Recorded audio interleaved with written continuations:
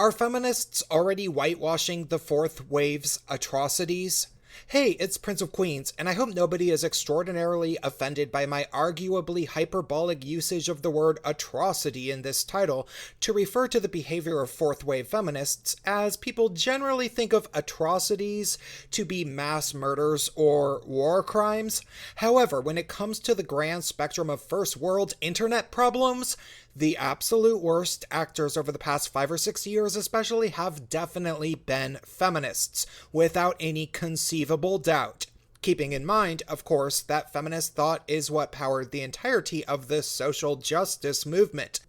There are countless instances of completely innocent people having their lives ruined by social justice hate mobs for essentially zero reason, like Justine Sacco, who was not only fired after making a joke about white privilege that landed her as the #1 worldwide trending topic on Twitter,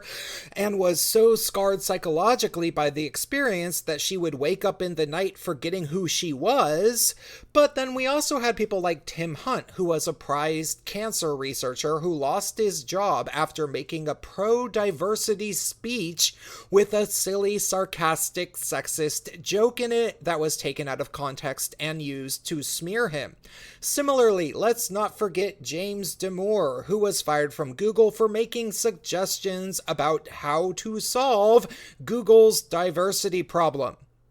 Now, anybody who has followed feminist behavior closely over the past 5 or 6 years while paying specific attention to what the critics of feminism are saying about them is more than familiar with the fact that these 3 well-publicized incidents are by no means isolated, and that they represent an extremely pronounced trend throughout the entire Western world. I could easily rattle off 5 or 6 more names of well-publicized people that have lost their jobs or were disciplined severely as a result of feminist hate mobs on social media, Title IX tyranny on university campuses, or at the hands of the dishonest feminist media. But more importantly, I've seen this happen countless times on a personal level within my extended social circle. Yes, this is purely anecdotal, you'll have to take my word for it, but I have witnessed numerous instances of feminists spreading smear campaigns about men by way of social media, usually on my Facebook timeline where I know well over 1,000 people, and these women are trying to ruin some man's reputation with a bunch of rumors about sex crimes or domestic abuse that apparently can't be handled by calling the police, because reasons, and I saw this happen dozens of times before #MeToo was even a thing, and a few times after. I have even experienced it directly, personally, from women that I had never even met. One woman, in particular, flagrantly lost an internet debate with me about gay men having quote-unquote male privilege or something, and whether gay men should be allowed to have spaces to ourselves occasionally. And she subsequently decided to resort to spreading rumors about me on Facebook for weeks on end that obviously got back to me. She didn't say that I had beaten or raped anybody, thankfully, but she did start telling people that I had threatened to beat up some girl I didn't even know, which of course was flagrantly untrue. She said many other things, like that I had never been to some land that they had festivals on, which I had been to twice, and she persisted with that lie even after people told her that they had seen me at the land.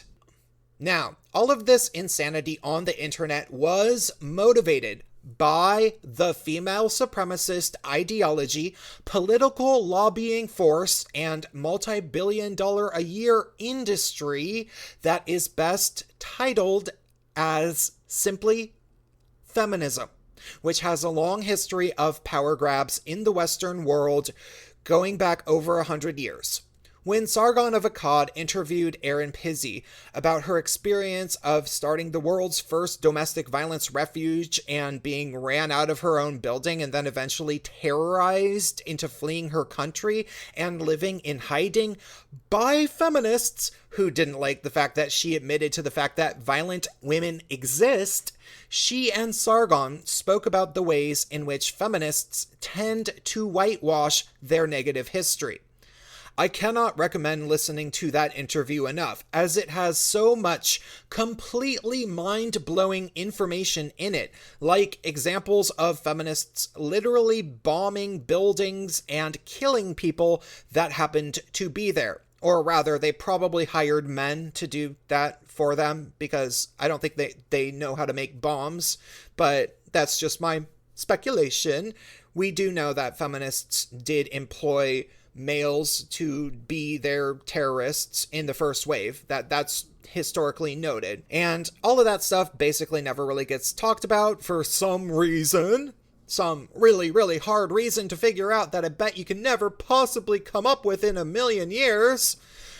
Honestly, I think the simple fact of the matter is this. Men love women more than they love other men. Men want to believe that women as a whole are worthy of the love that men instinctually give to them unconditionally. And so, when women take advantage of that love and do completely horrible things, and then try to act like those things maybe never happened, men like to play along and forget about it, because it helps them sleep better at night, surrounded by women that they love unconditionally.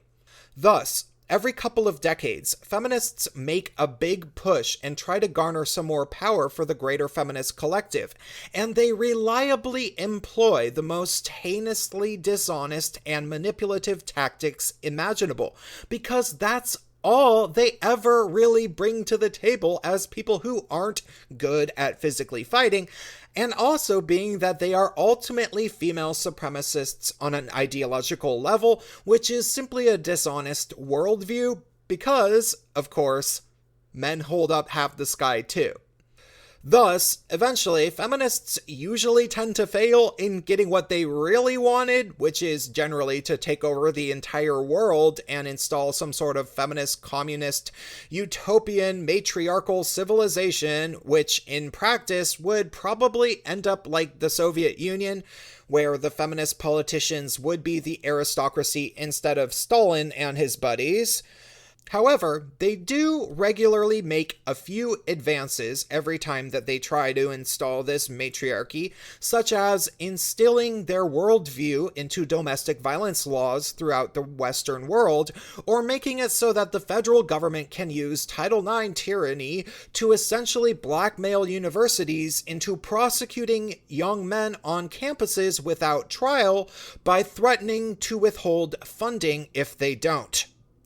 Feminists get these things done by every heinous and Machiavellian tactic that they can come up with, such as hiring men to bomb buildings last century, or seeking to ruin the careers of any man or woman that crosses them in order to make examples out of people, so that eventually everybody lives in fear of them. But after their big push is over and they fail to take over the world yet again, kind of like Pinky and the Brain, it seems like they are really quick to retreat and pretend like it never happened. From my observation, this is a very common behavioral tactic from females that I think all of us have to have observed throughout our lives if we are honest with ourselves. She instigates a fight for whatever reason, often relentlessly and completely irrationally, hoping to be able to manipulate somebody into doing what she wants. After long enough of her badgering them, the person finally decides to assert themselves and say, "No, I'm not doing what you want, and that's final." And then all of a sudden she says, "Okay, that's fine, but you didn't need to yell." And then she acts like she wasn't yelling and whining for the last hour and pretends like none of it ever happened and acts really hurt if the guy ever mentions it again. I think maybe they call this gaslighting. That all said, I'm starting to realize that the fourth wavers are seemingly starting to get into that phase of their pattern of toxic femininity, and are trying to revise the history of social media-driven feminism over the past 10 years or so. But fortunately, we have the evidence of them blatantly changing their stories right at our fingertips, because the internet never forgets. I'll direct you to Exhibit A, which is the current Wikipedia entry for fourth wave feminism, which I posted a screenshot of in a recent video to mention the fact that the Wikipedia entry for fourth wave feminism takes a particular note to emphasize that feminists engage in call-out culture, which is the act of morally policing people in whatever environment they can, usually on the internet, presumably. Problem is, I was actually technically wrong about the Wikipedia entry mentioning call-out culture, because currently the Wikipedia entry doesn't mention it, even though I thought that it did, and I used a screenshot of the current entry. Silly me, I didn't reread the Wikipedia entry for fourth wave feminism when I posted this screenshot, and if I had, I would have realized that it had been altered, watered down, sugar-coated, and lit ablaze with natural gas. I don't know, like a creme brulee or something? Fortunately for everybody, I had once screenshot the original Wikipedia entry and used it in my most viewed video about fourth wave feminism, so I can show you that here. And as you can see, it's clearly a lot different, and like I had thought, does make a particular point to mention call-out culture as being one of the core tenets. The only thing in the new entry that even comes close to mentioning the vicious nature of the fourth wavers was some sort of quote from some person where they say that the critics of the culture tend to say that these women act a bit like the movie Mean Girls, or something completely trite and non-specific, which could basically apply to pretty much any tribalistic bracket of females on Earth. This blatantly inaccurate revision of the Wikipedia entry got me thinking, and I eventually realized that I noticed other instances in recent history of feminists potentially trying to scrub the internet clean of some of the more heinously hateful, dishonest, and manipulative things that they were saying or writing over the past 5 or 6 years. I mean, didn't some feminists go on Steven Crowder and start saying that she doesn't like to use the word privilege and instead prefers to use the word advantage? That argument was had for years regarding the fact that there are literally zero tangible privileges for males in the Western world. I can't possibly imagine why feminists like her might have changed their tune. I thought about it more, and I remembered something even more strange. You see, one of the few response videos I have ever made was a collaboration with the YouTuber Cognitive Thought, back when he was a nice guy that could form a coherent argument. It was a 2-part video response to Kat Black's video about gay male misogyny, where she said all sorts of ridiculous stuff. You can go watch our response video for yourself if you want to know exactly what she said, but the thing that really motivated me to want to make such a response video was the fact that she inserted the completely serious false allegation that gay men frequently sexually assault women, because gay men allegedly jump on opportunities to exert patriarchal control over women by constantly grabbing their boobs.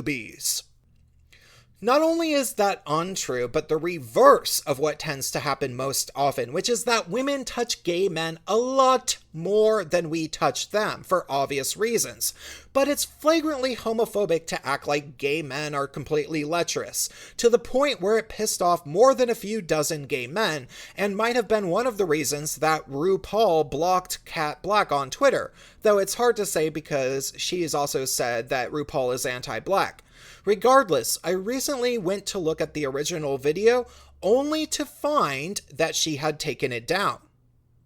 Granted, this could be for any number of reasons, in terms of her getting a lot of hate mail or something and thinking that maybe scrubbing it from her channel would help that,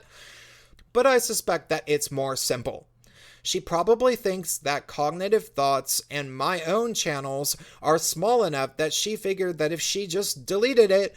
basically nobody would ever know that she said such homophobic things in a YouTube video. After noticing that, I started thinking more about the myth that gay men allegedly frequently grope women in general, which has been a pet peeve of mine since the start of my channel, as any longtime subscribers of mine must have noticed by now, being that I have inserted various blog articles that make the claim something like 4 or 5 times in my videos at least. Every time I see these blog articles, I screenshot them. I mean, if it was just one blogger, that would be kind of bad, but we could assume that other people would tell them that it's homophobic to say such an untrue thing. But when not just one, but 2, and then 3, then 4, then 5, then 6, then however many other blog articles or videos came out and made this claim, and basically nobody was defending gay men from this horrifically dishonest smear, it was a sign of a serious problem. That being said, knowing the types of ways that feminists seek to garner power over people by way of blackmail and ruining the careers of any man who gets in their way, I couldn't be more proud of myself now for catching the feminists early on while they were fabricating the narrative that gay men also allegedly commit crimes against women frequently of a sexual nature, because this myth could have easily been weaponized against gay men in the midst of the Me Too movement. Knock on wood that hopefully it won't be. However, as common as it was for blog articles to say that gay men sexually assault women frequently back in 2016 or 2017, and how easy it was for me to find them on Google, I've noticed that it has strangely become vastly more difficult. As if maybe, for some reason,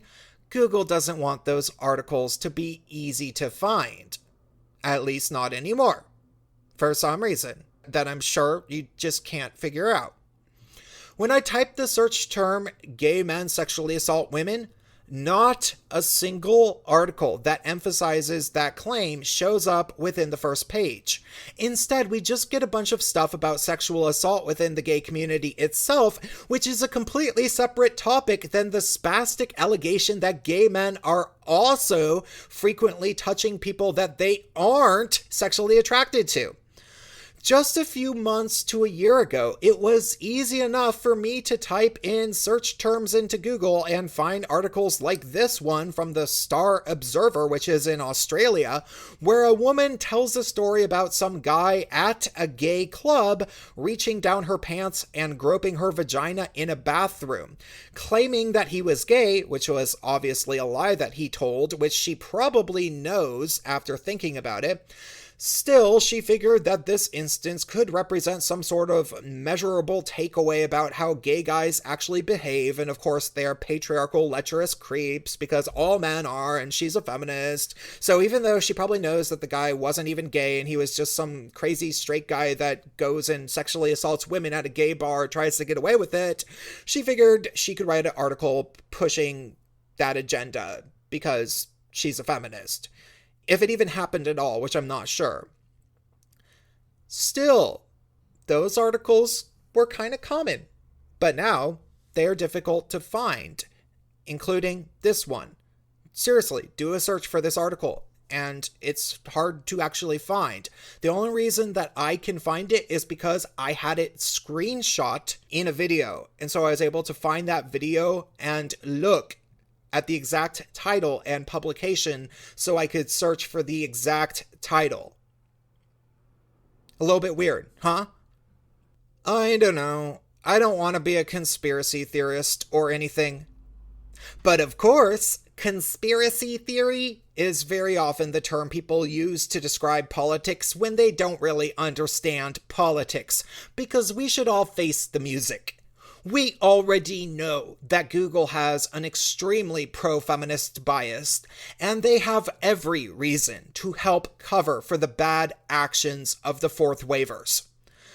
Or maybe, of course, I am a wacky conspiracy theorist that is wrong about everything, and gay men are horrible, lecherous monsters that can't keep their hands off of women, and probably children too, and Google's search functions are fair and balanced, Kat Black erased her videos because of misogynist trolls, and Wikipedia's new entry about fourth wave feminism is much more accurate than the old one. I suppose you can let me know in the comments.